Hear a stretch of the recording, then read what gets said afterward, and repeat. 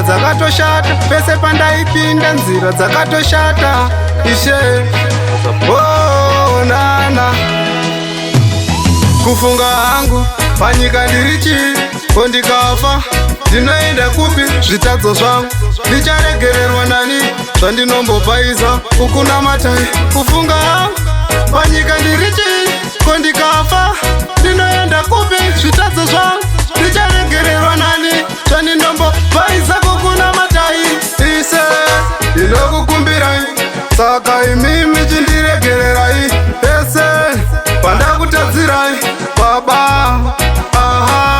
Nekuti hapana isingaperi, mweya yemadzinza, mweya yemujeri, toita basa rekuparidzawo vhangeri. Vakawanda ndovazivisa bhaibheri. Kufunga hangu panyika ndiri chii, ko ndikafa ndinoenda kupi? Zvitadzo zvangu ndicharegererwa nani? Zvandinombopaisa kukuna matai. Kufunga hangu panyika ndiri chii, ko ndikafa ndinoenda kupi? Zvitadzo zvangu ndicharegererwa nani? Zvandinombopaisa kukuna matai. Toimba hosana hosana, Ishe ndakatarisa kudenga.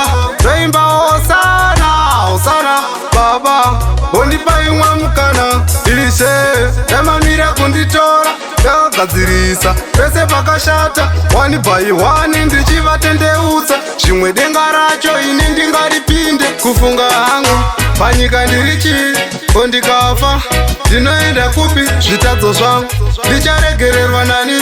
Zvandinombopaisa ukuna matai. Kufunga hangu panyika ndiri chii, ko ndikafa ndinoenda kupi? Zvitadzo zvangu ndicharegererwa nani? Zvandinombopaisa kukuna matai. Kufunga hangu panyika ndiri chii, ko ndikafa ndinoenda kupi? Zvitadzo zvangu ndicharegererwa nani?